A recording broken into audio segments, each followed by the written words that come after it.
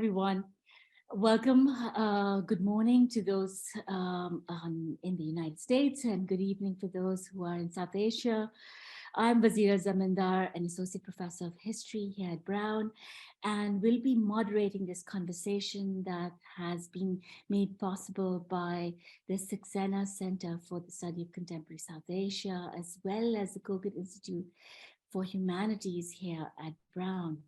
This conversation draws out from a recently published book, How Secular is Art, on the politics of art history and religion in South Asia, to which our speakers, Kavita Singh and Tamara Sears, are also esteemed contributors.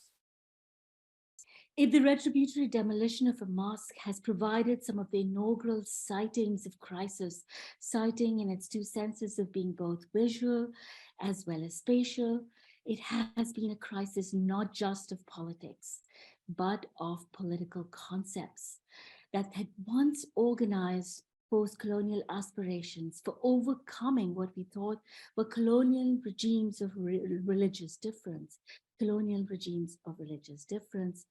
It has forced in South Asia a long and ever urgent set of deliberations on the term secular, whether conceived as a rights-bearing constitutional term, an ordering of time, a mode of critique, a set of practices, or simply a sense perception. For in these deliberations, there has been a world making at stake. In how, by what means can we live together with a plurality of beliefs? This very world making at stake deserves emphasis.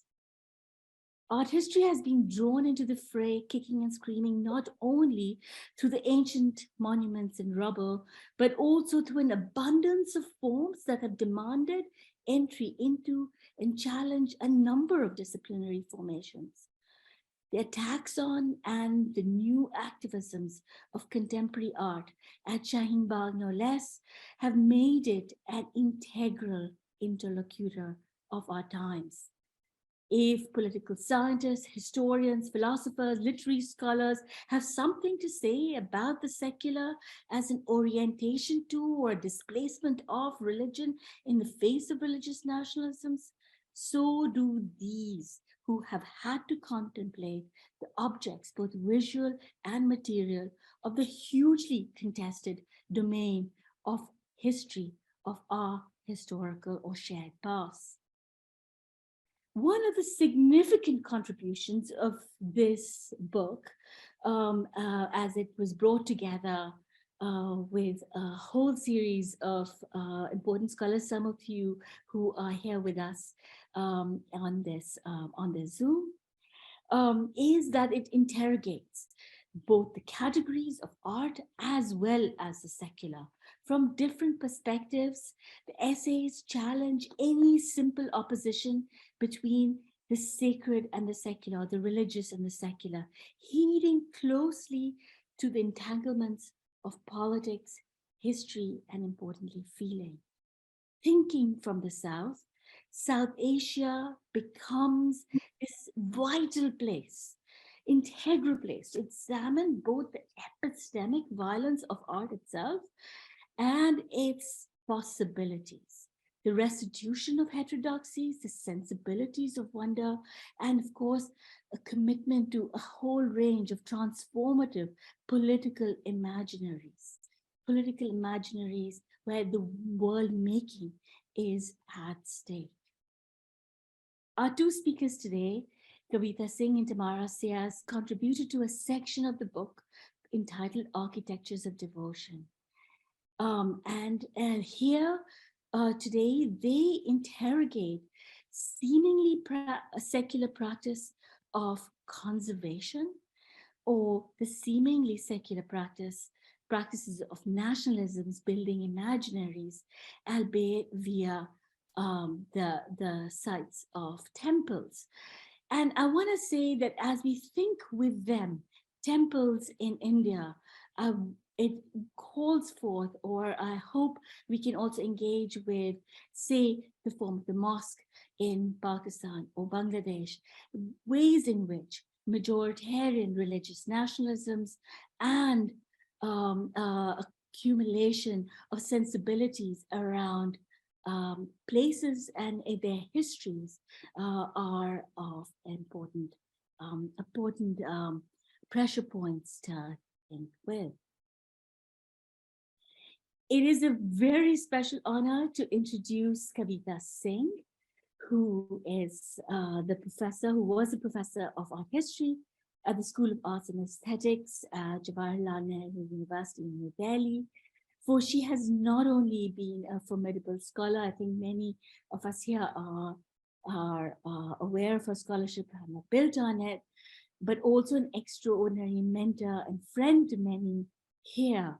More than a decade ago, she tracked me down from obscurity and invited me to speak at JNU, and then later at the aesthetics project, of which she was a very important organizer, having faith in my work, in the possibility of my work, especially in its early stages, and to have a faith when my own was still tentative. I think that's something you might hear from many others here today. Her scholarship has focused on the history of Indian painting, including Sikh Art, Deccan, and Mughal courtly painting, but she's also written extensively on the history of museums in India and in cultures of collecting and display, politics around this notion of heritage or ideas of heritage, and has included, of course, interrogations of colonial history, but also repatriation and national histories in which memorialization of difficult pasts in South Asia and other locations has been important pressure points. She was writing about issues what we today widely describe as decolonizing or decolonial thinking around museums and memorials, a matter of public debate that only here has come to, I would say, Europe and Asia from already vibrant interlocutions in South Asia, of which she is a part. Paying particular attention to the urgency or the necessities of practices of democratic culture, of which a museum may potentially or could or must play a part. Having curated a series of exhibitions from the San Diego Museum of Art, the Devi Art Foundation, and the National Museum in India, they have served as important public sites for thinking with the politics of the material, visual, and historical of past. Tamara Sears, who will be presenting beside her, is Associate Professor of History at Rutgers University and has published extensively on art and architecture in South Asia, including an award-winning book on architecture and aestheticism, and has been working on two projects, one of which, of course, she'll be speaking, I think, more directly to, one between architecture and environmental history as well as travel, but the other, which relates to us today, architectural revivalism and secularism in 20th century temple architecture.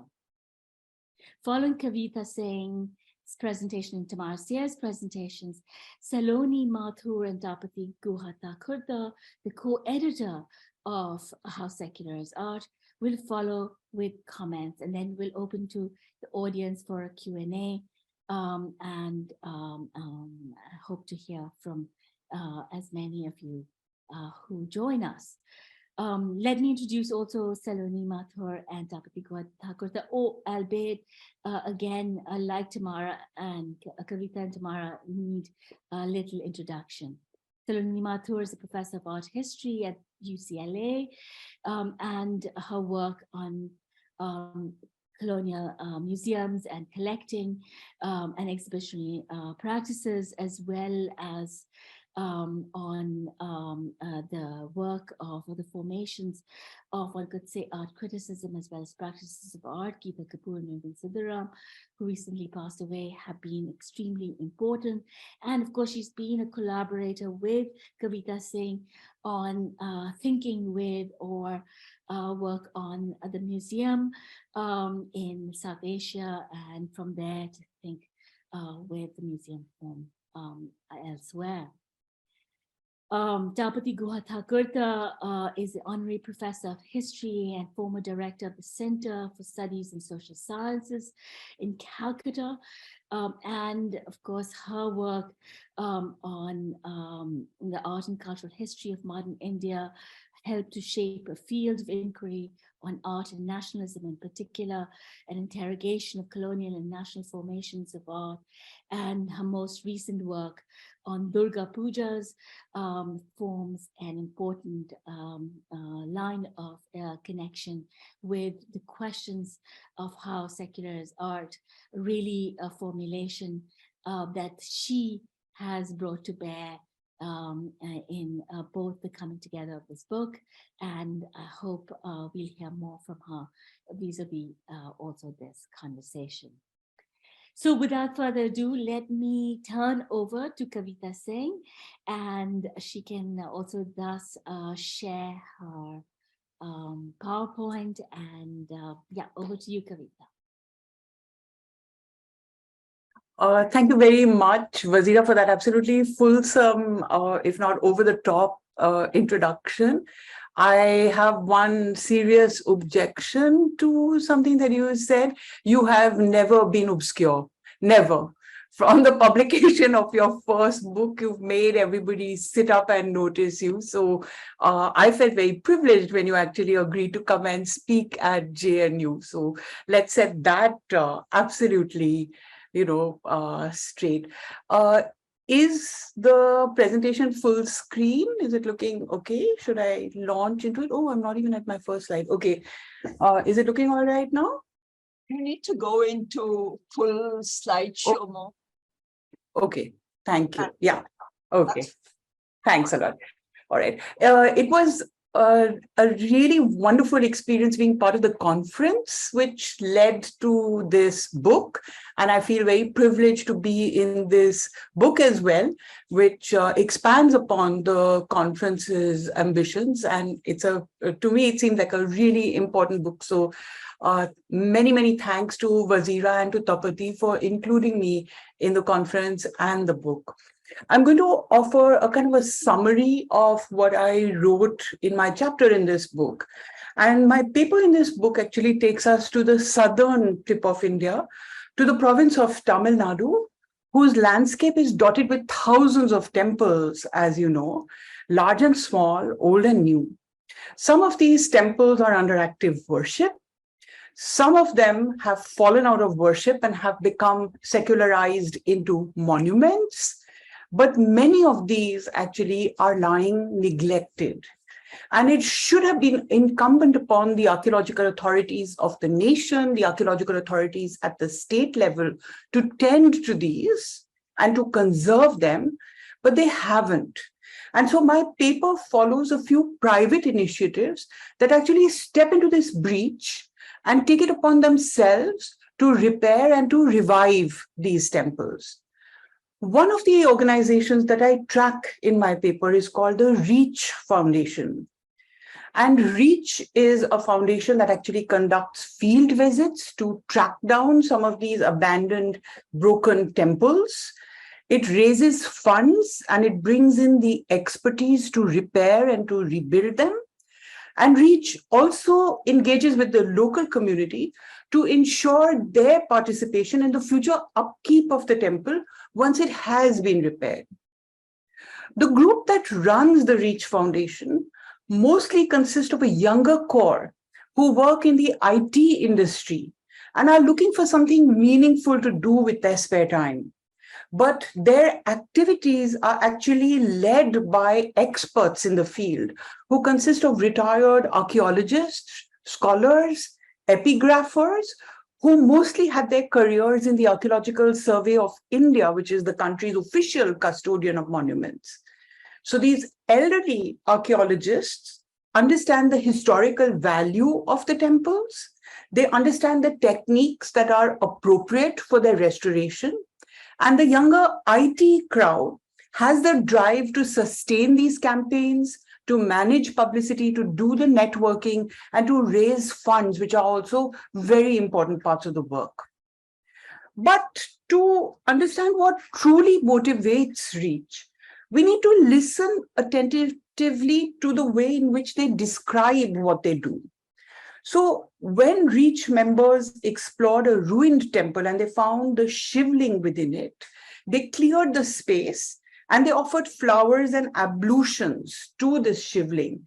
And while describing this moment, Reach's blog said that the icon was thirsty because it eagerly drank in whatever was offered to it after a centuries-long drought.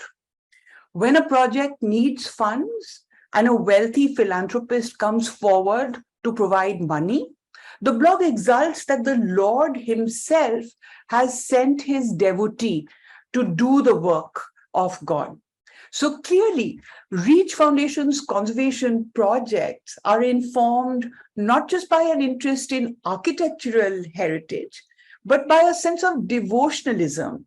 And Reach's aim is not just to repair the physical body of the temple, but also to revive the spiritual life of the building and the icons that it houses. And Reach always looks for volunteers in the local community who will promise to take care of the shrine and offer daily worship to the icon it houses once the temple has been repaired and revived. Now, Reach is not alone in South India in this kind of work. It's one of several initiatives who are doing similar work, and their number is growing. In nearby Karnataka, for instance, a trust that was started by a wealthy temple has restored more than 200 ruined temples. And they also use the services of archaeologists as well as traditional sculptors and architects to carefully restore historic buildings before restoring also the ritual life within these buildings. The goals of these two organizations seem to be very well aligned with 21st century shift in the philosophy of conservation. Because as the discipline has tried to decolonize itself today, it says that the core values of heritage increasingly are seen to reside in the cultural meanings and the values that humans invest in monuments, rather than just in the physical substance of the monuments. And so, in this newer understanding of conservation, authenticity lies not just in the oldness of the physical structure, but in the continuity of beliefs and practices in and around it. And while a more cautious kind of preservation was the dominant approach from the middle of the 20th century onwards, today it has become acceptable to restore a monument to the point of fully rebuilding it, reinstating worship within it. And the reinstatement of worship is then seen as part of the maintenance of the intangible heritage, which is part of the heritage of the tangible monument itself. Yet within the context of India, strictly speaking, what these two foundations are doing is actually against Indian law that governs the treatment of monuments. And to understand this, we have to look back at the way in which legal frameworks for the care of monuments were developed in India. So in the colonial period, when amateurs and state actors began to take an interest in the monuments and artifacts of India, and they wanted to start to exert some sort of control over them, they found that the majority of all of this art and architecture had been made in service of religion. And they knew very well that faith was an important feature of social and political life. And any perceived insults to religion could light the fuse of an explosive social reaction. So in dealing with monuments, colonial authorities devised a rule of thumb. If the building was under active worship, if it was, it had a community that was taking care of it and managing it, then it would continue to be in worship and it would continue to be taken care of by that community. But if it had fallen out of worship, if there was no living community of owners or traditional guardians available who was taking claim to it, and if it was artistically and historically significant enough for the state to want to extend its care to it, then the Archaeological Survey of India could notify this as a monument. And then as a monument, it would become secularized. And it would enter the domain of history, archaeology, and art. Similarly, if sculptures were discovered during excavations within the precinct of the temple, then these would be handed over to the temple and they would be put to worship. But if they were found in places where they could be deemed to be ownerless, if they were found near a disused temple, then these could again be secularized into works of art and they could be transferred to a museum.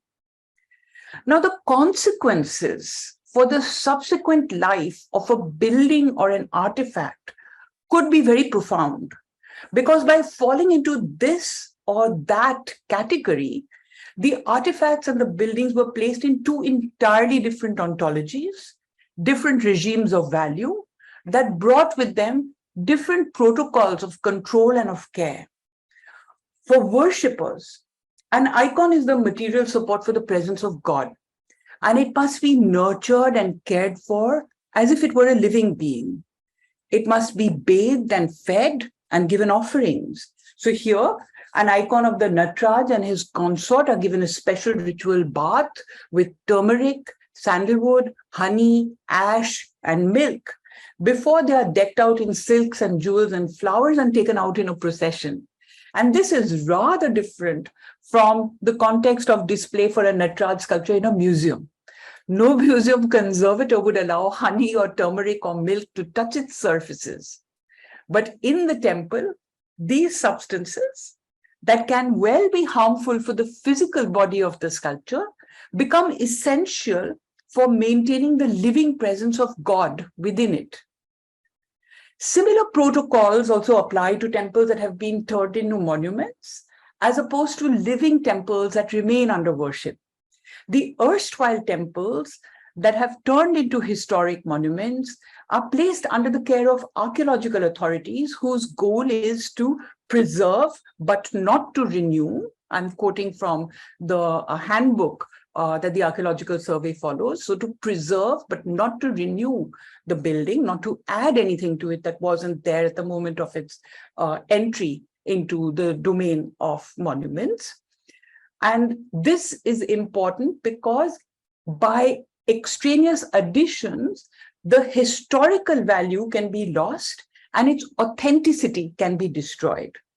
And this is why temples turned monuments all have come to wear a certain standardized look of age, which is typified in India by bare stone surfaces that are stripped of any kind of colorful paint. Another important function of the archaeological authority is to keep the temple within the secular domain. So guards that are placed there by the Archaeological Survey have a duty to actually prevent attempts at worship at the monuments, because this is one of the things that counts as misuse of the monument under law. However, temples that have remained under worship tend to look very different. Such temples are free to grow and change with time. They can expand to accommodate expanding congregations. They can acquire layers of new paint. They can even get gold plating if the donors are generous enough. And this continual work of renewal and expansion and renovation in a living temple isn't just following functional needs, because it also gives out an important signal. The fact that the temple has attracted enough donations to allow it to grow and renovate becomes an advertisement of how powerful the temple is, how many devotees and pilgrims flock to it, and how many grateful worshippers have found an answer to their prayers and therefore come with gifts to the temple. Now, it's curious to see that though the Reach Foundation and the Dharmasthala Trust run by that temple in Karnataka are both in the business of temple revival rather than monument conservation, the temples that are restored and revived by them bear that very dead look of age that we associate with archaeological monuments rather than living temple sites. In interviews, Reach members have actually spoken witheringly of temple custodians who cover their stone temple walls with garish paint. Instead, Reach members are very concerned with reconstructing what appears to be historically authentic in accordance with the protocols that are followed by the Archaeological Survey. Is this favoring of the look of age in their projects simply a matter of the habitus of retired archaeologists who direct these projects? Perhaps it is. But in these temple revivals, something else is happening. The look of antiquity becomes a look of authenticity. And so the work that these trusts do, the changes that they make at the site, get read not as contemporary interventions, which of course they are, but as an erasure of all that was wrought by intervening time to allow the monument to return, or to allow the temple to return to its originary past. And I think the idea is that once the landscape gets filled with all of these ancient and ancient looking temples, once they've restored enough of them, then the preponderance of these temples becomes proof of the primordial presence of Hinduism in this place. And the fact that these temples have been recovered through an archaeological process, by peeling away layers of vegetation, by digging into the soil to reveal what is already present beneath, becomes a process of revealing the hidden truth of a place which has long been buried and forgotten. And the revival of worship means that it isn't just temples that are being restored, it is a community that is being reminded of its true and essential nature that lies buried under layers of an alienating modernity. When I first heard of Reach, it seemed to me like a remarkable experiment of indigenizing heritage and conservation. But today, as Hindu majoritarianism has established itself so thoroughly in India, as it extends its grip over so many of India's public spheres, this work of temple revival is beginning to look a lot less benign than it did 10 years ago. In the social media that is associated with the Indian right wing, this work of restoration is lauded and lionized, and it's projected as a kind of service to the Hindu faith.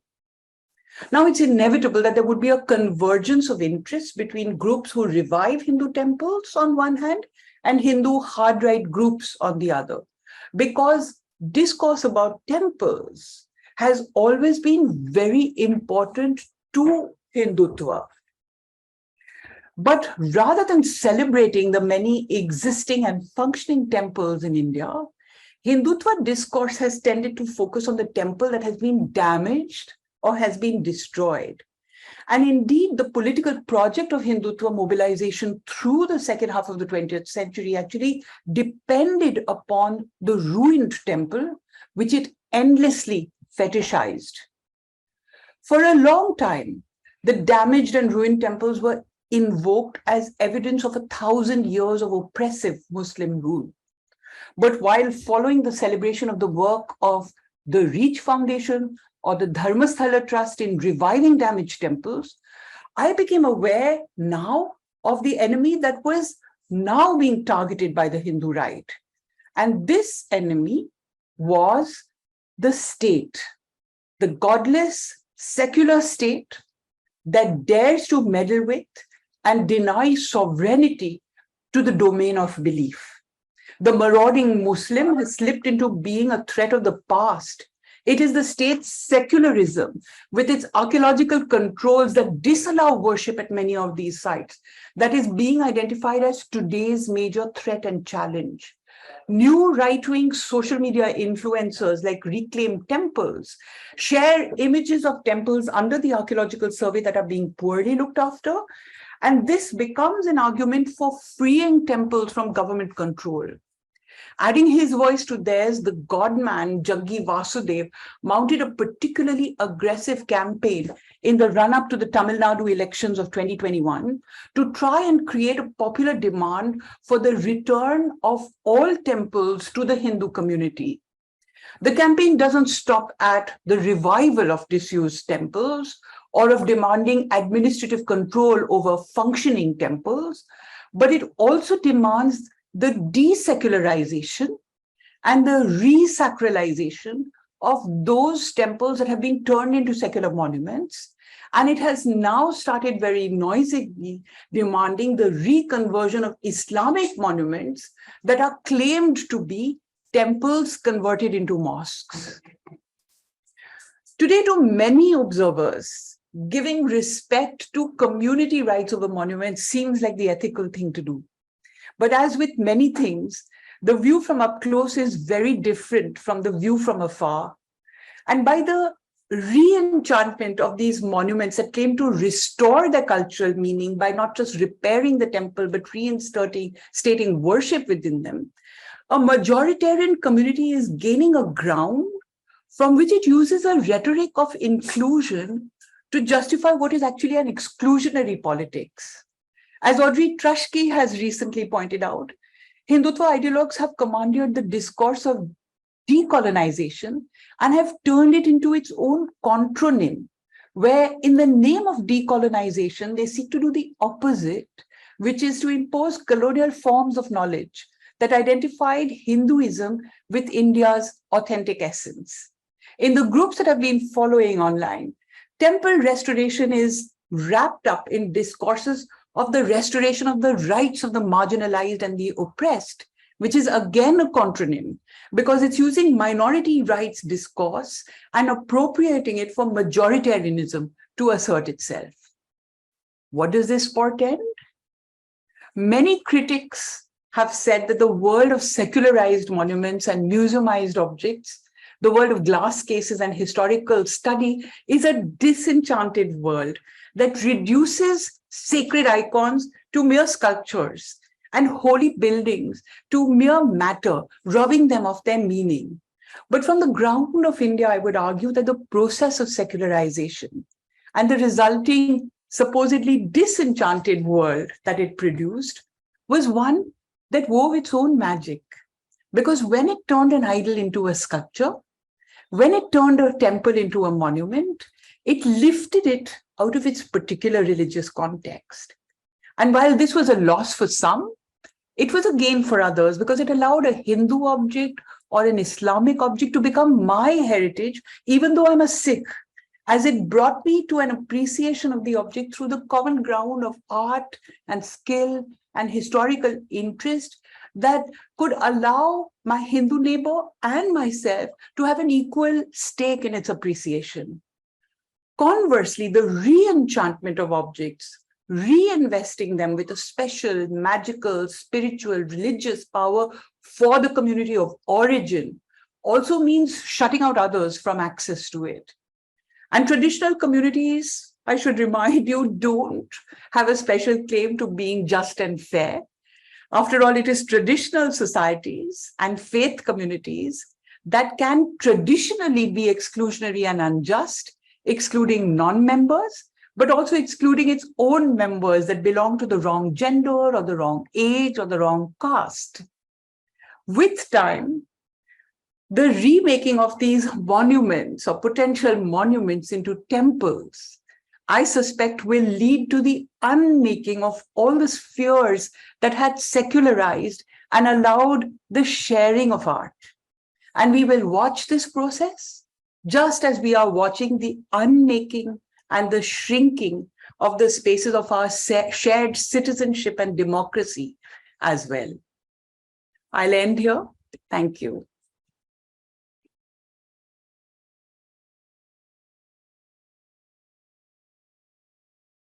Thank you very much. Tamara, over to you. Yeah. Right. Okay, you can see my screen. Well, it's hard for me to see. Okay, perfect. Great. So first of all, I wanted to thank Wazira Zamindar and Tapati Guhatakurta for including me in this project that led to today's event. And also I wanted to thank Rhythm Rasfogi for coordinating all of the logistics. My contribution to this volume centered on the temple that you see here in this slide, which was built rather remarkably between 1984 and 1989 on the suburban outskirts of the city of Gwalior. The patron was none other than Basant Kumar Birla, the youngest son of the famous industrialist Gyanshyam Das Birla, and it was built in homage to his father, who passed away just 7 months before the laying down of the temple's foundation stone. Dedicated to Surya, the sun god, the temple at Gwalior is situated along a greenway near the Morar River, to the north of the Morar cantonment, which once served the British military and today continues to serve as a base for the Indian Army. That G.D. Birla would have been an inspiration for the monument is not surprising, given his long history of building monumental complexes, popularly known today as Birla temples.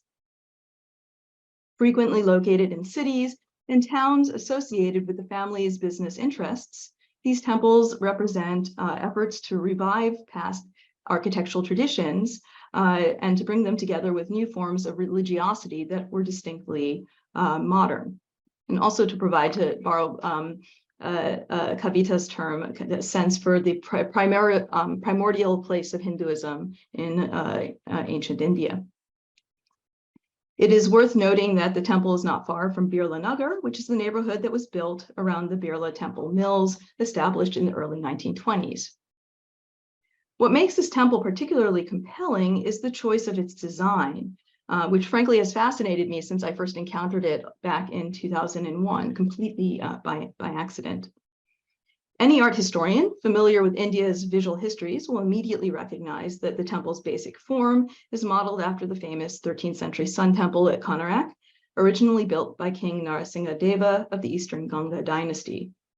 For others, this fact is simply stated on a placard positioned prominently in front of the temple, which describes it quite literally as an imitation or anukriti of the Konarak Sun Temple. As such, it makes a claim to interweave two distinct temporalities. One was a moment of great significance in Indian ancient architectural history, and the other is a new modernity. It sort of stands as a new temple, Sun Temple for the modern era. In my essay, I argued that the choice and decision to model a new modern living temple on a ruined archaeological artifact raises two sets of questions woven around these two temporalities, which reveal an ongoing porosity between the categories of religious and secular. In short, these questions provide ways for us to invert dichotomies between secular modernity and religious pasts, largely forged through colonial era historiography, by drawing attention to the more complicated relationships between what we might alternatively think of as modern religiosities and secularized pasts. I will address each of these sets of questions and their respective temporalities in the time that follows. So the first set of questions engages the relationship between the modern religiosities, modern religious revivals, and the realm of secular archaeological practice as is manifest in colonial India and continued to inform post-colonial engagements with past temple traditions. I should say that the choice to model a shrine in Gwalior on the Sun Temple at Konarak is notably curious, that not only are the two removed by over 1,400 kilometers or nearly 900 miles, but the two places share very little in terms of their local or regional histories. Whereas Gwalior sits deep in the heartland of north central India, Konarak is a coastal town in the modern day state of Odisha. This decision is particularly vexed given that the temple at Konarak is by no means an intact monument. Very little remains of the main sanctum, and all that stands today is the entryway and preceding hall, and also a large detached mandapa, as well as sculpture scattered through the sites. It's been centuries since it has housed a living icon, and visitors today are largely archaeological tourists rather than worshipers and pilgrims. In short, it functions not as a place of worship, but rather a state-protected public monument overseen by the Archaeological Survey of India. Anyone can enter, provided that they purchase a ticket. I should note that it belongs also not merely to a national past or an Indian public, but it has become part of a larger pantheon of World Heritage Sites, cemented as such through its induction into UNESCO's World Heritage List in 1984, which made it one of the first monuments from India to be designated not merely as an Indian monument, but as a part of a universal cultural heritage. The temple's ontological transformation from a place of worship into to a secular archaeological monument is rooted in European epistemologies and modes of engagement, going back to the late 17th century, when it served as a landmark for Europeans attempting to navigate the coasts of Eastern India. In the early 19th century, British officials began launching closer examinations, resulting in watercolor drawings in the picturesque tradition, usually by anonymous artists, and more famous renderings, such as the 1847 lithographs seen on the upper right, were circulated quite widely. These images frequently highlighted the temple's state of ruination, making it clear that the site was no longer in use. They also emphasized, as Tapatiku Hatakurta has put it, the magnificent wholeness of the temple as seen from afar, as to suggest a grand history relegated to the distant past. By the second half of the 19th century, the establishment of the Archaeological Survey of India and the introduction of photography as a media established more comprehensive documentation while also emphasizing the need for conservation and protection. Because of its state of ruination, Konarak was distinct from many Odishan sites where still living pilgrimage traditions created conflicts between archaeological officials and priests, and fueled what Deborah Sutton has described as a blurring of the secular veneration of material antiquity with the worship of Hindu divinities. Whereas priests saw the continuation and resuscitation of worship as the best mechanism for preserving monuments and sculptures, British officials valued medieval temples primarily for their status as antiquities and sought to restrict modernization of temple grounds and relegate stray sculptures to the protective custody of archaeological museums. And so this set into processes that transformed the ontology of sites in many ways, and I'm going to highlight two very quickly here. The first was through the removal of key elements and their relocation to museum contexts. So we have the end result is that the Surya icon believed to have graced the sanctum at Konarak stands today far removed from the site in the National Museum in Delhi, positioned in an institution that, as Kavita Singh has argued elsewhere, functioned as a shrine of natural culture, where it acts in service of the nation, reaffirming the depth and breadth of a distinctively national past. The second was through the transformation of the site into a malleable visual reference, an icon or a symbol that could be readily appropriated, transported, and reformed. So this, I argue that the iconicity of the monument was not incidental, but rather that it was rooted in a longer genealogy of representation, which repeatedly highlighted certain features as iconic of the temple as a whole. And these included the horsemen and the chariot wheels, which were frequently noted as the most aesthetically significant features of the Sun Temple at Konarak. So we see that in colonial era representations, and then we see that cemented through reconstruction drawings, very famously by Percy Brown, which in a publication that was originally came out in around 1940, and that has been reprinted repeatedly over the decades, including as recently as 2019. These drawings emphasize the overall design of the temple after the sun god's mythical chariot, with particular attention to the sculpted wheels and horsemen along the temple's surviving main entrance. And then, of course, as India moved towards independence, the secularization of archaeological sites enabled them to serve more expansively as symbols of deeper history and cultural achievement, making them ripe for new forms of representation. And on the second anniversary of India's independence, the Sun Temple at Konark was featured in a definitive issue postage stamp as part of a series commemorating India's archaeological history. Perhaps because of its state of ruination, the stamp featuring Konark represented it not through an overview, but through synecdochally through a single sculpture of one of its iconic horsemen, which you can see here. The same continued to be true in later forms of state appropriation, and in this case, we can see an iconic wheel from Konark standing in for the temple on a 20 rupee note redesigned in 1975. The transformation of religious monument to secular icon is not without its slippages, as can be seen through the reports justifying its induction into the UNESCO World Heritage List.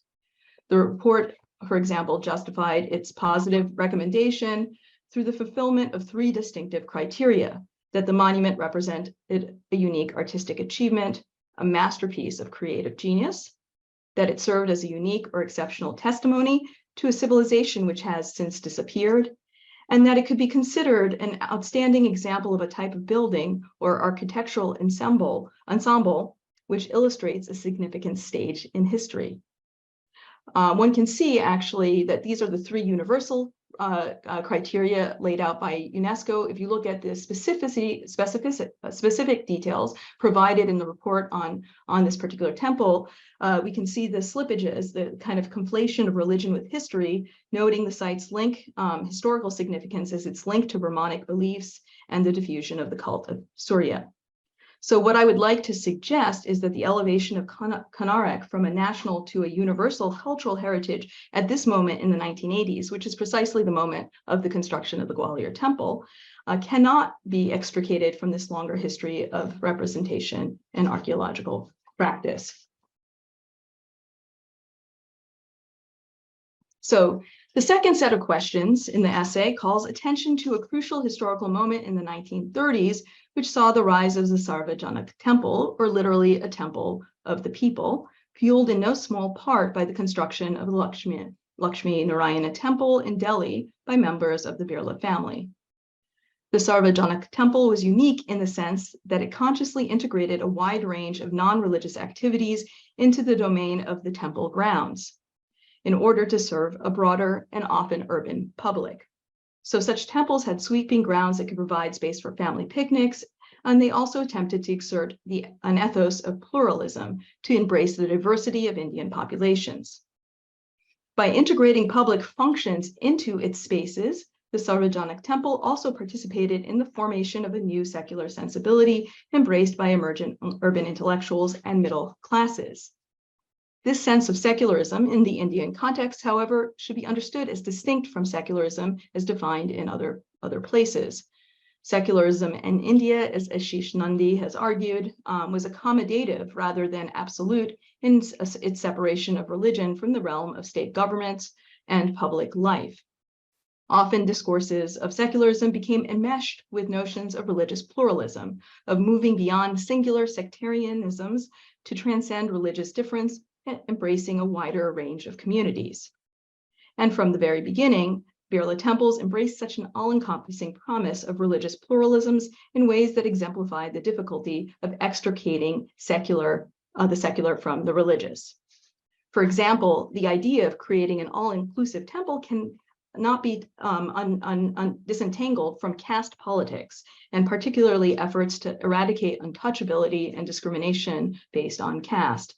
So G.D. Birla himself became very involved as the first president of the Harijan Sevak Sangh, which was wrestling, among other things, with the temple entry movement, which was increasingly becoming a point of political mobilization in the 1920s and 30s. In fact, the Lakshmi Narayana Temple in Delhi was inaugurated by none other than Gandhi, reportedly on the condition that it be open to all castes. In this case, both the embrace of an accommodative secularism vis-a-vis discourses of religious pluralism and the eradication of caste discrimination also intersected somewhat uneasily with an adherence to Sanatana Dharma, as argued also by a Polish team of researchers led by Marta Kudleska at Jagiellonian University in Krakow. Originally articulated as a need for harmony and unity among all religions by Swami Vivekananda in the 19th century, Sanatana Dharma was embraced and redefined by nationalist leaders in the early 20th century, at which point it became widely understood as embodying an absolute truth rooted in ancient Hindu sources, including the Vedas and the Bhagavad Gita. This was a distinctly nationalist vision that was rooted also in a belief in the need to revive and restore unity among Indians, presumably regardless of religious affiliation. However, the temple was never meant to be quite all-inclusive. Original signposts around the Delhi temple publicly welcome Sanatanists, Sikhs, Arya Samajists, Buddhists, and Jains, but notably absent from these lists were Muslims and Christians, which were directed to obtain permission for entrance from temple officials in other signs on the premises. So as such, it embodied an ethos of religious inclusivity that also came, as in Kavita's cases, with distinct attendant exclusions. The projection of a timeless and totalizing vision of an Indian and ultimately a Hindu nation was reinforced through the interweaving of religion and history through the temple's visual program. And I'm going to show you two very quick examples. The first can be found in the large sculpted figures of famous Indian rulers, both mythic and historical, situated around the temple grounds. These are just three of many. Here we have Yudhishthira, the Dharmaraja of the epic text, the Mahabharata. Ashoka, who famously converted to Buddhism, although the accompanying label refers to him very distinctively as Arya, sort of emphasizing his origin as Hindu. And then Prithviraj Chauhan, the ruler of Delhi, who successfully repulsed the Muslim Ghurids before finally falling in 1192. The second can be found in a small mandapa adorned with frescoes celebrating a melange of archaeological sites and historical engagements, both ancient and modern, all carefully labeled in Hindi. And I don't have time to take you through the full visual program, so I'll just show you one particular wall. I will point out here, you can see living Hindu temples, Madurai, Chidambaram, and then the ancient site of Ajanta. But this is the side that I'm going to focus on for just one minute. So on this side, we uncover living monuments that bring together the three major native Indic religions, including Jainism through the Dilwara temples, the famous Jain temples, Buddhism, albeit here through a temple in what was then Indochine, since Buddhism was no longer had discontinuous history in India, and then through Hinduism. But oddly, Hinduism is illustrated through the Yogamaya temple in Delhi, which is not actually depicted in the image, and instead, somewhat tellingly, what we have depicted in the image labeled the Yogamaya temple of Prithviraj is actually the site of the Quwat al-Islam mosque in Delhi. So this choice of depicting the temple through this mosque has two effects. One is that it lends a greater antiquity than its form projects today. And the second is that it suggests that the Muslim presence in the city was built on older Hindu temples. So I want to conclude by returning to the temple at Gwalior for just a couple of minutes to look at the way in which it negotiates the space between the domains of modernized religion, exemplified by the Sarvajanic temple, and the notion of reviving the relics of a secularized archaeological past. So firstly, at the level of site, the temple highlights the blurring of boundaries between the idea of a Sarvajanic temple and an archaeological monument. It's set in this large, meticulously gardened enclosure with hedge-lined paths that encourage the visitor to meander. And at the same time, the encounter with the monument is mediated through conventions more typically associated with protected archaeological monuments than active sites of worship. As you approach, there's a large placard whose positioning and content emulates conventions more typically associated with protective archaeological monuments. We have the temple's name and location printed in large bold letters at the top center, followed by a series of enumerated paragraphs, which tell of the temple's history, its architectural features, and link it explicitly to the 13th century temple at Konark and the tradition of Surya worship, which Secondly, the temple draws distinctly from the genealogy of colonial representation and the reconstitution of Konarak as a national icon, as I laid out earlier in this talk. It follows its earlier model in recreating the temple as Assyria's celestial chariot through the positioning of prancing horses and large distinctive wheels. It draws almost directly from Percy Brown's reconstruction drawings, and also, I would argue, its recognizable iconicity is fostered through the widespread circulation of images through stamps, currency, and other visual media. And finally, the icon of, it can be linked to the unifying vision of Hinduism embodied by Sanatana Dharma in earlier Sarvajanic temples. For example, the icon found in the sanctum represents not merely Surya, but a distinctive hybrid endowed with ornaments associated with the Hindu triad of Shiva, Brahma, and Vishnu. It roots this modern hybrid representation in historical discourses of secular archaeology through the emulation of key features seen also in the original Konarak icon as it stands today in the National Museum, specifically the details of Surya's horse below and the framing of the icon through this trefoil-like arch. And this universalizing vision extends to the Sanctum's sculptural program, which features a wide array of human bhakti saints and spiritual leaders spanning 2,000 years and multiple religious traditions, albeit mostly rooted in Hinduism, positioned on subsidiary wall projections flanking the central Bhadra niche. For me, the most remarkable feature here is not what is present, but what is not. Nowhere do we find any trace of the sculptural imagery for which the original Sun Temple at Konarak is most famous, namely the erotic couplings for which encircling the many portions of the temple that still survive in situ. It is a striking omission, one that calls attention to the fact that not all pasts were considered equally ripe for reclaiming in a post-colonial nationalist secularized vision. Ironically, when scholars write about such scenes, they classify them as secular, distinctly in opposition to the less overtly pornographic sacred images of deities that encircle other portions of medieval temple walls.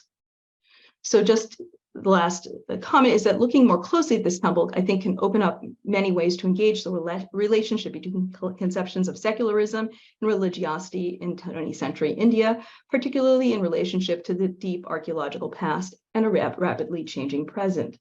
I think that they can also begin to force us as art historians to think more carefully about how we can, how the disciplines within which we operate can call attention to transgressions in the present and begin to tackle the slippages between secularism and religion that continue to create politics of and practices of exclusion within India today. And I'll end there. Thank you very much, Tamara.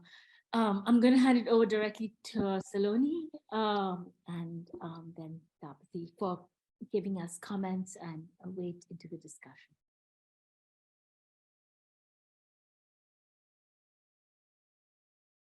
Okay, am I unmuted? Can you hear me okay? Yeah.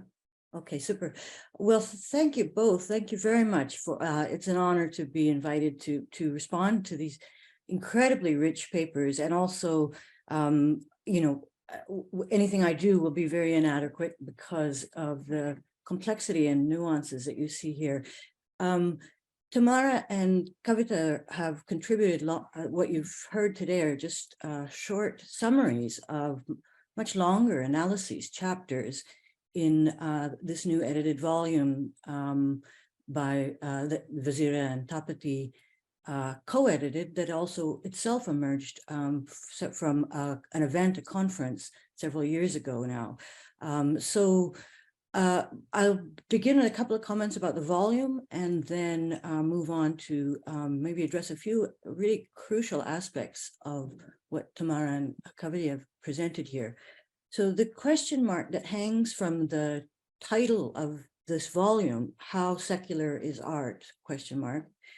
Seems to me to summon the unsettling field of contestation that surrounds secularism in South Asia and that continues to torment the region across its borders. The volume brings together interdisciplinary and cross-border perspectives and engages with phenomenon across the visual field, from festivals, exhibitions, monuments, architecture, to painting, art criticism, and contemporary art. And it's an excellent collection of essays, which probes really the profound ways that the crisis of secularism in South Asia has been uniquely played out in the realm of art and visual culture, our terrain as art historians. The book I would describe as passionate, urgent, and extremely timely, and an intervention that raises many crucial questions for us, for our own intellectual practices going forward. It seems really fitting to me that Tamara and Kavi's essays are the final ones in this volume, because they both, of course, turn to the question of the Hindu temple in India, which seems to me, as you've understood from their papers, a kind of ground zero for these complexities of entanglement, a ground zero in the battlefield, of course, as we know from the case of Ayodhya. This is a very complex ecosystem in its own right, both in terms of the history of art historical ideas. I'm thinking here of, the framework of temple studies that kind of pervaded art history in the 70s and 80s, of course, has colonial origins, but also, of course, as a locus for cultural politics in India today, where the entanglements of religion, the state, history, and the present are constantly being played out in difficult and ever-changing ways. So Tamara and Kavi have presented superb examples of this complexity by focusing, of course, on the recent Birla temple constructed in Gwalior in the 1980s, and of course, the whole phenomenon of the Birla temple in 20th century India by extension, and the temple conservation activities of this private group, the Tamil Nadu-based Reach Foundation, which have challenged and targeted the authority of the state, as Kavi has shown, as the custodian of cultural heritage in extremely significant and difficult ways as well. So beginning with Tamara quickly, the idea of the Birla temple is so commonplace in India today that we seldom sort of stop to think about the giant phenomenon that it represents. And Tamara reminds us that this, famous industrialist philanthropist family, the Birlas, have been building in the past 80 years, since about the 1930s on, dozens and dozens of Hindu temples in at least 9 different states dedicated to 11 different gods. And Tamara, in the longer essay, really gets a sense of the bigness of that phenomenon of invention and creation as a modern phenomenon that, of course, has its significance because it parallels the emergence of the nation and as a national a phenomenon, a national iconography that's goal is to evoke, of course, India's architectural past. The Birlas had established 2 mills in Gwalior. I was fascinated, beginning in the 1930s, that historically also employed a large number of the city's residents. And the Sun Temple that Tamara is showing us, built in the 1980s, is not far from these. So what we have is a kind of leisure site, a tourist destination, of course, a place of worship, but also connected to the building of mills and dams and factories, et cetera, that the Birlas are famous for. So Tamara has argued that it led to a kind of secular objectification, which is one of her words, a process of kind of constantly converting ancient monuments into kind of historical artifacts. And it leads to, of course, total reinvention of its meaning in entirely new ways. And Tamara's analysis shows the kind of visual program, how it changes over time, of course, how it gets then dispersed and is growing alongside the iconography that is on the, 20 rupee note and the stamps, et cetera. In other words, a national iconography. The Birla temples and the one that Tamara focuses on, in other words, repeatedly reinforce this national vision And that national vision was of a unified sort of Hinduism that was certainly inclusive for lower castes, Jains and Sikhs and Buddhists, but as Tamara also points out in the longer paper, that was utterly exclusive of Muslims and Christians from the get-go. So what Tamara describes as a selectively universalizing Hinduism, or a, quote, revisionist civilizational vision for the imagination, is really the takeaway, that level of revision, which is in the Gwalior case in the 80s, a kind of soft revisionism, seems to lead us to some of what Kavi draws attention to in her paper, which is really now a aggressive and hard kind of revisionist place. So Kavi's paper focuses on this extraordinary group, the Reach, an unlikely blend of sort of urban IT professional types and elderly and retired archaeologists. That may be the fate of some of us as art historians. We become the kind of elderly retired folks that are engaged in sort of community projects, but nevertheless, they found a place that they have collaborated with. And this group, Reach, focuses on finding, cleaning, and conserving quote, heritage sites that are lost or forgotten in small villages throughout Tamil Nadu. Kavi in the longer paper really draws attention to very different regimes of conservation that emerge with a group like Reach. The regime of two regimes of conservation that have very different premises and protocols. One has been the historic understanding of conservation, famously with the ASI, which in which preservation involves effort to sort of maintain an original authenticity. And the latter reaches of kind of premises is about re-engaging and modifying living spaces, living buildings, returning them to active worship. And Kavi makes a distinction there between monument conservation, as we have historically understood it, and temple revivalism, which is a very active and interfering process in many ways. If we saw the other form as kind of non-interference.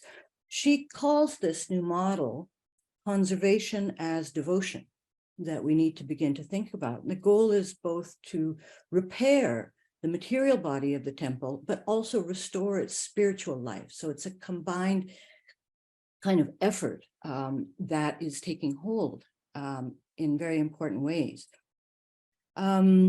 Reach favors, as Kavi noted, the kind of look of age that is akin to the way that ASI conservation conserved its monuments, but they're also very open to repair and expansion, to new materials, to paint, to milk, to oil, etc. All of these kind of things that would make ASI officials cringe because of the way they continued to decay the monument. Their conservation efforts around, therefore, the ruined temple and what Kavi calls the primordial Hinduism that underlies it is, of course, at the center of the Hindutva imaginary, which is what Kavi brings us to. Vazir is reminding me I have 1 minute left. So as that has gained force in the country, what Kavi also draws attention to is that the conservation in the temple impulses have become more and more strident, actively actually seeking vengeance for earlier acts of effacement now.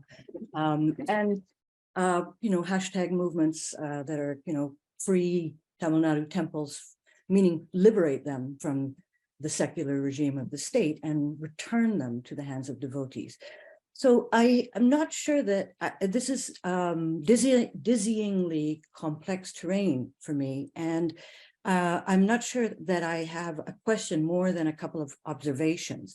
The way in which, what I appreciate enormously as a student of these papers, is the way in which they model and new modes of art historical thinking and analysis. And indeed, this whole book project does that, seems to me. They foreground new methodological lenses that bring our old ways of analysis, meaning visual analysis, iconographic analysis, understanding of iconography, historical understanding. They bring that in conversation with new theoretical accounts of categories like the monument, heritage, culture, tradition, and so on. And they both point, it seems to me, to a dynamic of great concern, that dynamic of active revisionism in which the temple, as I said, represents a kind of ground zero of shape-shifting meanings in the 21st century. And they both do that in incredibly nuanced ways.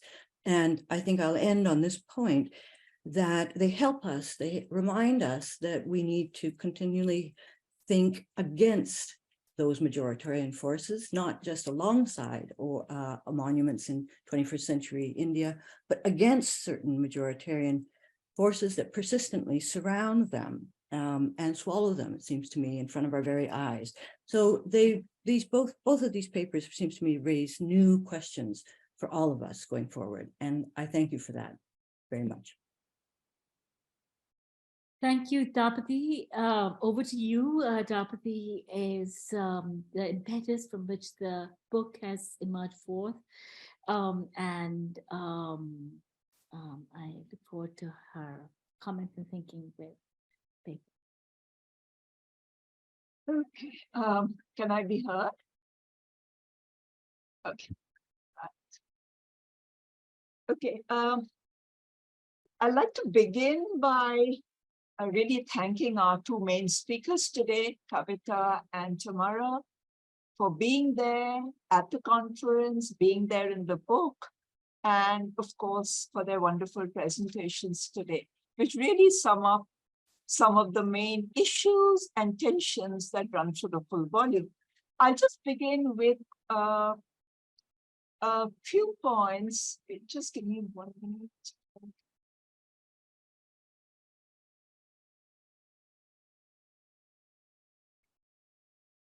Let me begin by really thinking, using the title of today's panel, Architectures of Devotion, the Secular and Contestation.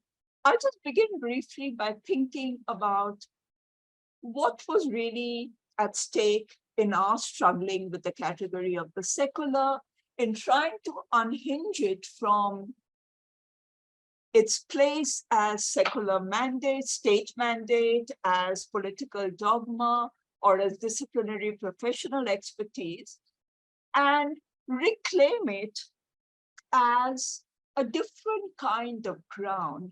So to begin with, can we think of the secular then not just as antithetical to religion or even to devotion, but to think of the secular as a space of devotion, belief, and faith in itself, and to think about ways we could perhaps reclaim the secular as a ground, admittedly a very muddied and a slippery one, for a new kind of gathering and solidarity, and which is really, when we think about the pandemic and everything that forced us into isolation, I think the idea of a gathering, of coming together, became more and more important, as we say, at the end of our introduction. And here I'd like to briefly invoke one of the points with which the book begins, which is the protest at Shaheen Bagh over the Citizenship Act, the predominant presence of Muslim women, and the very important place of art, the art of protest. And one of the images here is of the Muslim woman holding up the Constitution in the form of a large book, in which the Constitution takes the place of the Quran. We could think here also of the hijab-carrying, wearing girls who are contesting their right or their exclusion from educational institutions and claiming their right to education as a secular right while wearing the hijab. So as we write, this demand was captured by a depiction of the Constitution as a tangible form, as an object in the form of a large book that is held up to the viewer. In the hands of a hijab-wearing Muslim woman, where she might be expected to carry the Quran, it becomes an article of secular faith. And I'd like to dwell with that term, secular faith. If secularity and faith could be regarded as not as far apart as we presume, then perhaps it is in this mutating domain of critique and conviction that our inquiry can begin on the secular solidarities of art in situ with the mural at Shaheen Bagh, and more broadly with South Asian image worlds. Now, I think it is important to think, therefore, of the terms on which we reclaim the secular, even as we are fully aware of the collapsing boundaries within it. So the secular as devotion or as faith allows us, along with Kavita, to think about how practices of archaeological conservation and care can move from its prescribed secular sphere to a work of devotion and care, which is where conservation as devotion then becomes both a form of oxymoron if we think of archaeological conservation, but also very insistent ways in which one can claim the other. The secular can become a place of devotion, and the devotion can claim a secular place. Now, I'd like to think of the historical monument itself then as a fundamentally unstable secular entity, not least because of its constant imbrication within religious architectural structures in the subcontinent and sites of worship and faith, whether living or once living. So both papers have referred to the long history of the battle for custody, conservation, and protection of monuments. So the language of the secular is playing out continuously over this battle for custody and protection between an avowedly secular state and religious institutions and communities. And we see these being played out from colonial into present times. And all along, I mean, again, one is reminded here of what Kavita talks about in her work on the Reach Foundation. This idea of the state, how we need to recover monuments from the state, it becomes like a community reclaim. But all along, we also notice the ASI, the Archaeological Survey of India, the prime body entrusted to custodianship and care of archaeological monuments, are continuously losing this battle either in its failure to secure an archaeological monument from demolition, and the history of the Babri Masjid is, of course, the darkest example. Its failure to be ever recognized as a historical monument and only be considered as a contentious site of worship. To its current complicity in many ways. So from being an ineffective guard and guardian, this secular institution, we now have its open complicity in the unmaking of Islamic monuments and the resacralization of religious sites. Now, very quickly to attend to the two wonderful papers and some of the problems, Saloni's already spoken on it at some length. I'd like to think, though, again, very briefly, on the different trajectories of this passage from ruin to either a rebuilt temple, as in the case of the Gwalior Birla temple, or a restored kind of temple, as with the landscape of Tamil Nadu, where the Reach Foundation is moving out in it. Now, in the case of one, what is really striking is that the new lookalike temple really does no violence to the archaeological site at all. The archaeological ruin remains. And what is interesting is to think about the resacralization of both within a modern exhibitionary regime of touring and viewing.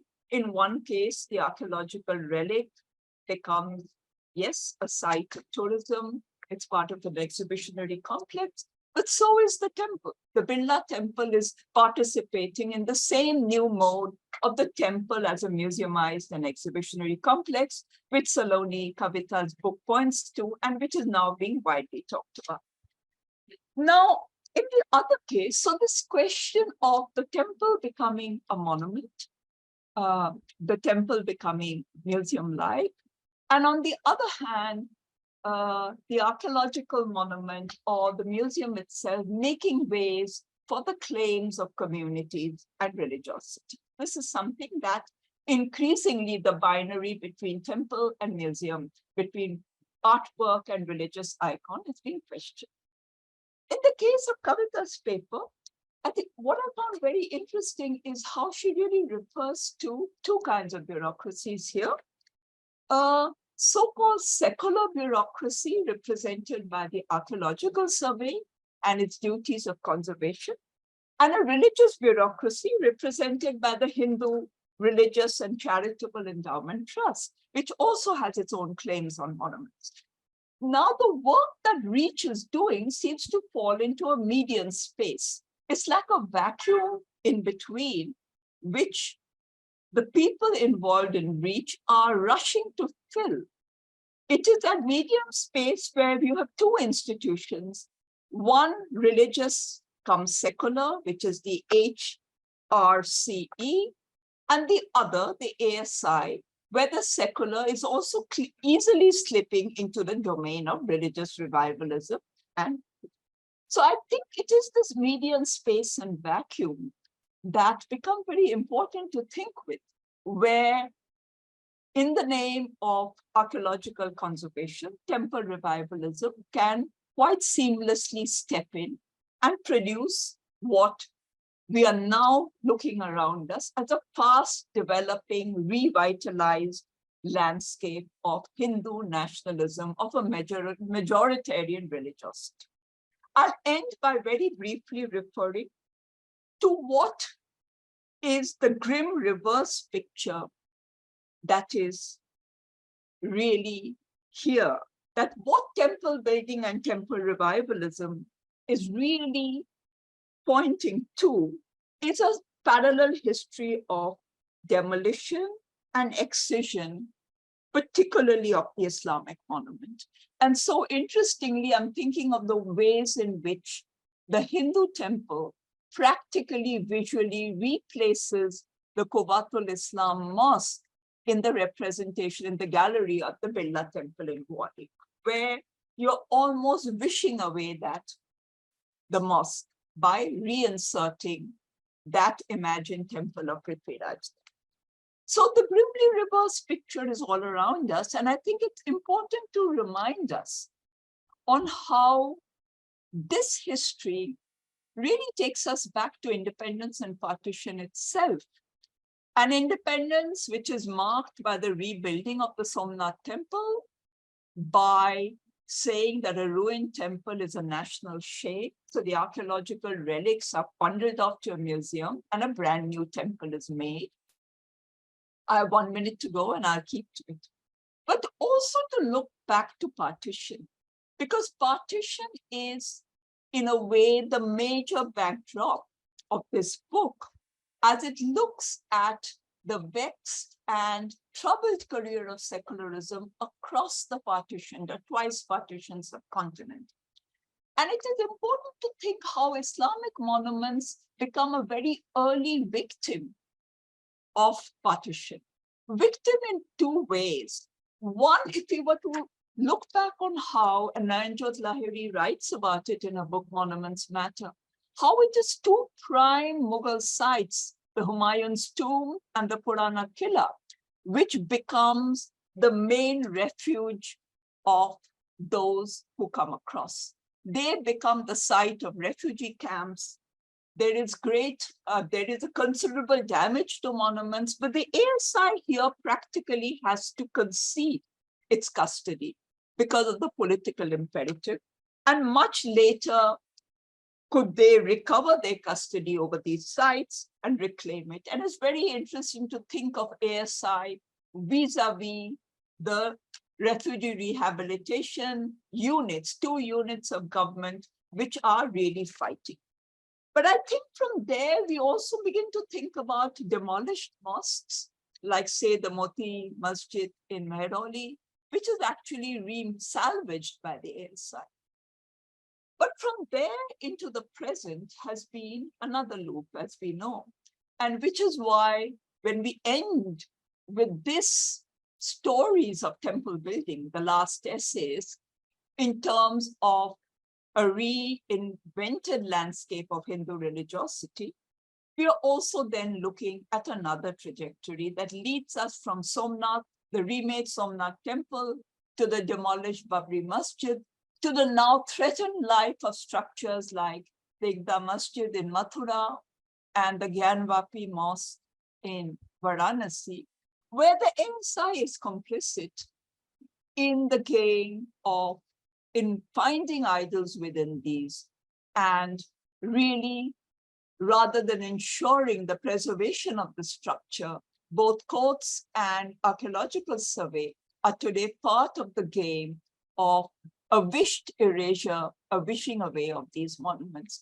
So this is the moment that where we need to again, as Kavita wonderfully said, reclaim another world of the secular, which contains devotion and affect, but with which we as historians, art historians, archaeologists, political scientists can find the new ways of recovering and reclaiming the objects and spaces on which we work. So I'll end there and I'll open it up through Wazira to the questions. I want to say that there's one question from Parul De Mukherjee, and I think it's pertinent. So I'll let her ask the question, and then maybe Kavita and Tamara can respond and maybe have things to say before we conclude. So Parul, I hope you're still there, and if you can unmute yourself and ask your own question.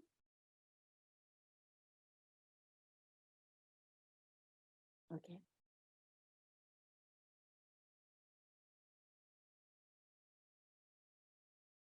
I don't hear her. Yeah. Can you hear me now? Yes, yes. Yeah. Please. Thank you very much, Kavita, for that absolutely fascinating talk. And what I was struck by in your conclusion, because that is something which I find myself still grappling with, you know, this very thin line between decolonization and recolonization. And I thought that there was almost a kind of you're hinting at this ironic redoubling of the two processes. And I thought that itself is it kind of captures something which is very complex about our present political reality. Would you like to, so my question is not really question, but a kind of comment that, do you think that, so we have to ultimately fall back on this aestheticized context of a museum? That seems to be our only alternative now, you know? Thank you, Parul. So over to you, maybe Kavita first, and then Tamara. Yeah, so Parul, I can see in the chat box you had written a little more, because you carry on to say, earlier one thought of decolonization as questioning the decontextualization that modern museums ended up doing to the objects displayed. But it seems that the aestheticized context of a museum is safest in the current times. So, okay, so there's no easy way to navigate through this terrain. And so I'm not even going to pretend to be anything but subjective and speak from my own personal position. And, you know, we grew up hearing about different models of secularism, and there was the sort of hard secularism that we now associate with the French, which is an absolute separation, you know, not giving space in the public sphere to religiosity. And then we kept hearing about what Rajiv Bhargav would say about the Indian secularism, which is, you know, Sarvadharm Sambhav, that you give equal place to all religions and equal respect to them, right? And the kind of colonial politics over heritage, which sought to hive off some parts of heritage structures and heritage objects, not the entire field, but some parts, and to claim that, okay, these now belong to a sphere which is strictly secularized in the French sense, where it actually becomes a misdemeanor to now pray in what was originally a temple but is now a monument, right? That is the hard kind of secularism which we associate with a colonial regime and not with the post-colonial discourse about accommodation and mutual respect. But I have to say that personally, my position towards all of this, I mean, I have to confess, comes from my subject position as a member of a minority community.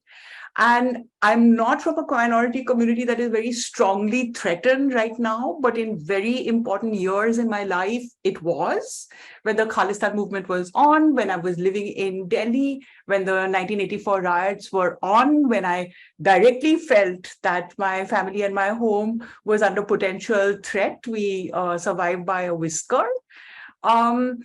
It seems to me that warm, fuzzy, cuddly kind of secularism in which we count upon people's mutual respect and understanding, our willingness to hold hands with each other is not sufficient protection for me. And I need actually the kind of hard line that is drawn by laws and by a constitution, which allows me to survive by right.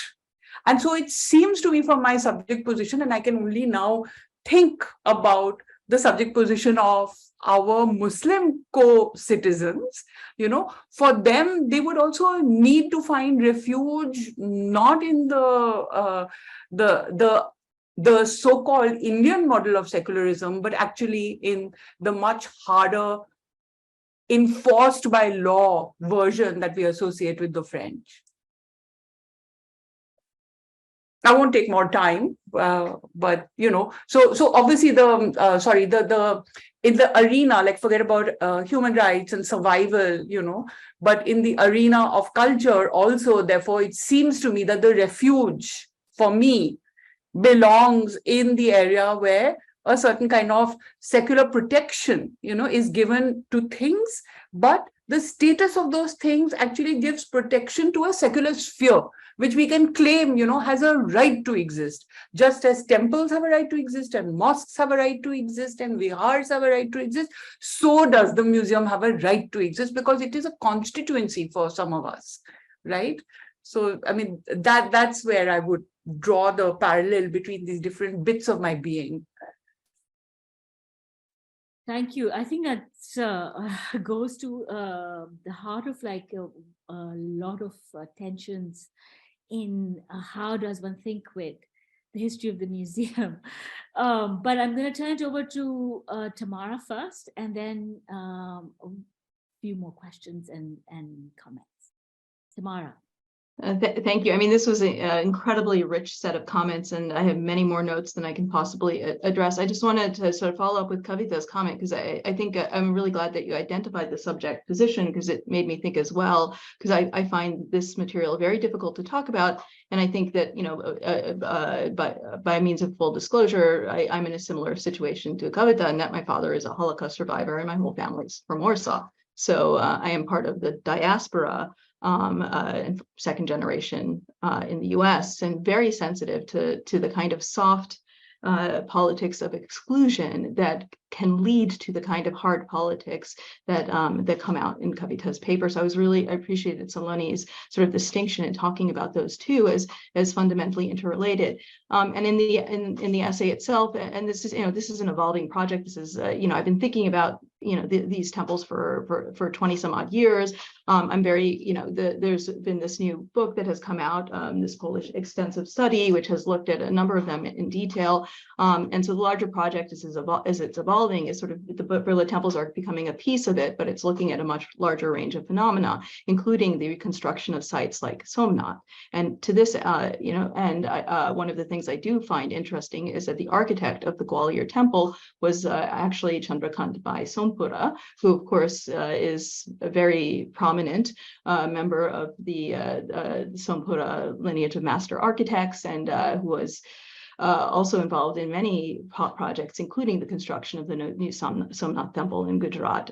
This is in distinction from the architect of the earlier temple, of the first of the Birla temples, the one in Delhi, who was a professional architect, Sri Chandra Chatterjee, and whose ideas about national revivalism were largely intellectual. And he had been involved in a number of, so thinking through the politics of that, and how that kind of, how the structures of practice, architectural practice, also kind of had evolved and shifted and shaped different monuments. So at the end of my essay, I kind of came to this late in the process of writing. It occurred, I started thinking through again, the Gwalior Temple is the last of the Birla temples to be built on this monumental scale. And Birla temples often taken two different forms.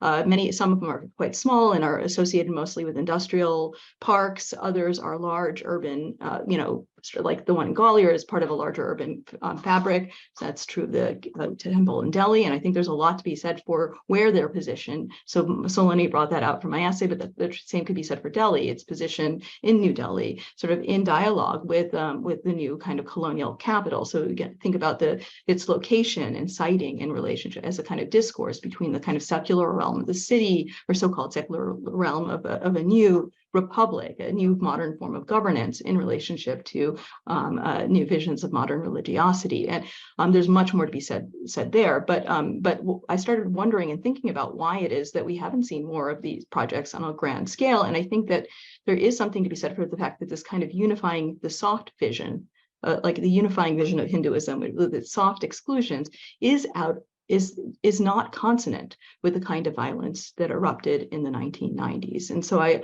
almost wonder, I was reading actually an article by Karen Zitzowitz when this sort of hit me. It was her article on K.G. Subramanian, where she was talking about the shift in his own practice, where he stopped painting images of deities at a particular moment because the semiotics had changed.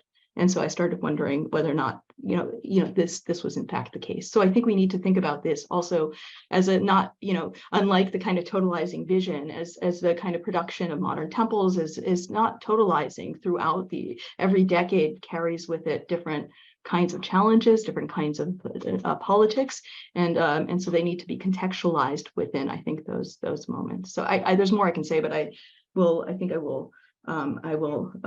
stop here, other just to say that I really like the idea of conservation as devotion, and secularism as a faith. And I'm almost wondering, how do we begin to deploy those terms to also combat the kind of right-wing critiques of secularism as a religion or as an ideology? Because I don't think it's quite that. And so I think that there is some there are ways in which this kind of inquiry can begin to allow us to parse out those distinctions.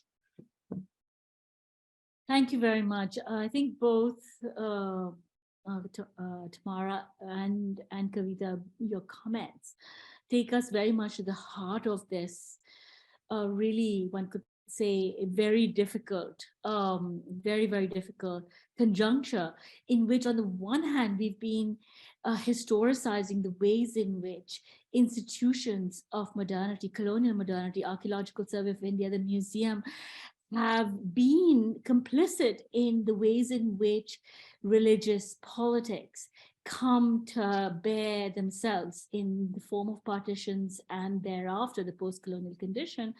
On the one hand, on the other, that we are now having to rethink those very institutions of colonial modernity to now do a different kind of work and be the bearers of a different set of sensibilities in a moment where the right-bearing citizen, in all its plurality, is in deep crisis. I want to turn to Tapati and Saloni, if you have any last comments before I thank each and every one of you for being here today, this morning, this evening, in this forum. Saloni and Tapati. Are there any questions that are in the chat box that need to be addressed? If not, I wanted to pose a question to something that came up in the conversation between Tarun and Kavita and all, but There are no other questions, so Tapati. You know, this conversation between hard and soft secularism, hard and soft religiosity is, of course, this a very muddied and slippery ground that I've been talking about. So the problem of the crisis of the secular, if we may say, really came out of a place where that space of dogma and a place of claiming, I mean, it was really played out in many ways, but I'm thinking about this idea of really blocking out the religious in a way. You see, that was part of also the crisis and the failure of the secular. If we think of it, the entire secular vocabulary mobilized to say nudity is part of religious iconography never managed to save Hussein from his life in exile, or to say that there's no temple that could have possibly existed under the mosque, and that this was sham archaeology, ultimately did not. So this idea of on what terms we reclaim the secular has become more and more urgent. And that is where mediating a position, and that's why I wanted to ask Kavita, you talk about desecularization and resacralization as belonging to each other. But we could think of, say, if we think of the Konarak ruin site as a highly sacral space, a sacred monument, which is not strictly being desecularized. So much of the sacralization we think about belong as much to the object in the museum, to the preserved monument on site, as it does. So the idea, therefore, in terms of what we understand as secular faith or points of sacralization of objects, as much in the museum as in the temple, is something, and there's a question of separate jurisdictions. And I think this is something that many temples have lived with, the archaeological jurisdiction vis-a-vis the religious jurisdiction. From Bodh Gaya to, say, the Brihadeshwar temple, there's been an attempt to say conservation and care, the look of the monument belongs to one.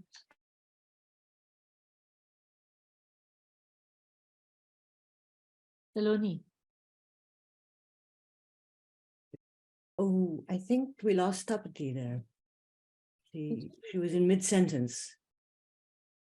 I think a connection has snapped. Oh, okay. So if you want to make some comments, Saloni, and then I'll return back to. Oh gosh, the burden of the final word, really? I really don't feel equipped to do that, except just what I just thought of in relation to what Tapiti, there she's back. Tapiti, do you want to finish what we lost you for a minute there? I was just going to say that, is there a way, since I think here we are all speaking in terms of a regrouping, in terms of recreating a professional and a personal world, both a subjective and a professional world, where our choices and beliefs can remain even as we are trying to. So this is a struggle, right? So in terms of what is this space of the secular that allows that regathering and that allows us to reclaim those things which we not just study, but let's admit we also love, right? So I'm thinking of our relationship with what we study is not just something which is dry, desecularized, and professional. I do believe what we study is also based on affect. And I felt that very much when I worked on a festival without necessarily being a believer in the goddess, right? So there are many positions we are continuously negotiating. And so what is a definition of the secular, which is not the hard, which Kavita rightly says gives us a certain space of security and protection, but increasingly the institutions which will ensure that we've lost faith in, right? So what is the alternative? I'll leave it. So, Bazir, I do have one comment that I'd like to add. I'm very aware and listening to Tapri's really incredibly insightful observations, that there's a language of the sort of the D job and in dialogue with the re job, and Kavi has used it and Tamara has used it, desecularization, secularization, desacralization, resacralization, and Tapati was just using it with the reclaiming of the space of secular, etc. So the D job and the re job, I would just highlight, seem really important. The work of the D and the work of the re, which is in these papers show us that that has been very always contingent on the complexity of historical and locational factors. In other words, contingent on historically empirical conditions. And that seems to me very dynamic place to hang oneself on, that process of active D and re in our own analyses, in our own analytic gestures, in our own conceptual moves. But it seems to be an active place, a process that we can continue with. So I want to hang on to the D job and the re job as active work. Thank you, Saloni. I think that's an important. It's an important point to center. Kavita, do you want to say, respond or speak to thinking with this problematic of the decolonization and recolonization, de-re in so many other conjunctions? Very beautifully and succinctly points to the knot that we are at the center of, right? Because every D something is a re the other thing. And so every move that you make or every complex situation that you are caught in is both this and that.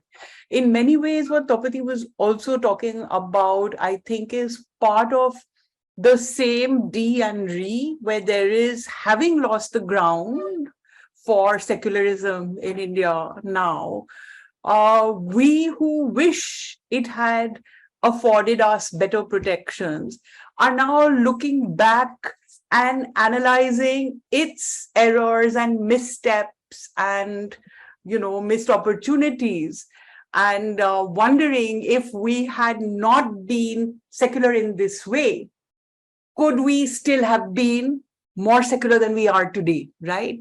But these are speculatives, and these are always based on the idea of, if I had just desecularized my secularism a little bit, would I still have been able to hold on to a little more of a secular space in my polity and public space today? These are speculatives, and unfortunately, I think the thinking like this and the analysis and the self-flagellation is only coming from one side, right? It's coming from the side that perceives that it is losing, that it's sliding rapidly downhill. And I really want to know, what is the point of that? If we are sliding down a muddy slope, should we be thinking about what someone 30 years ago could have said in a speech which would have changed things now? Or should we somehow try to fight to hold on to at least the position we are in, if not climb up a little more? So I have to say that I feel a little disheartened by this self-flagellation, I feel a little disturbed by it even, because I do feel that what we are up against is certainly not going to think about itself in the same self-critical ways. And we are ceding even more space if we put our energies into that. Yeah, thank you for that. Tamara, do you want to say something? I can keep my comments very brief because I know we're getting short on time, but I was just thinking again that the kind of desacralization, resacralization is kind of a kind of binary back and forth, and I'm wondering whether or not there may be some more porosity or fluidity in the movement between the two. And I started thinking also about the kind of relationship between the individual affective experience that Tapati, I think, was talking about so eloquently, and sort of looking at Holly Schaffer's question in the chat, sort of this kind of subjectivity. But you have that on the one hand, and then you have the institutional structures. So it's one thing for for somebody to have, for somebody to do Surya Namaskar for example, at Kanarak, and there's another thing for there be a state-sponsored institutional structure which promotes that and to the exclusion of other things. And so I think that that's the, and I think that we can talk about this act of desacralizing, resacralizing, but I think we need to do it in thinking about who are the agents here and what are the institutional structures and what kinds of inclusions or exclusions are put into place. So for whom is something sacralized or desacralized in a particular way? So so I guess I'm not so much responding with answers, but with a larger set of questions, perhaps. Thank you very much. And thank you for bringing in Holly's comment in, because I actually had just missed that. And I want to take this opportunity to thank Holly Schaefer, who has been absolutely integral to this webinar to even take place, and for being part of the original conference, and a continuous collaborator in thinking with these very difficult, and as Kavita put it, the knots of our time that we must think through. One of the things that, especially in listening to placing the subjective that Kavita, you and Tamara did, and Tapati brought to its center, is the notion of collaboration, and collaboration across borders, boundaries, which is really, I think, very important. One of the gestures, thank you, Tapati, for bringing the way in which partition provides a kind of backdrop, kind of a set of tensions that we continuously have to work with as a backdrop, if we may even think of it as a backdrop in a way constitutive of the moment in which we are conducting these debates, in order to think about or think against the ways in which conceding that in many ways is something that collaborative work must do. And so coming together in both the ways in which we are doing our scholarship and having these conversations, and really thinking about the itineraries of the secular in relation to not just the Indian, but the ways in which it already juxtaposed both Pakistan and Bangladesh in some kind of opposition to, or that which must be feared, the kinds of distinction that needs to be overcome as we think together.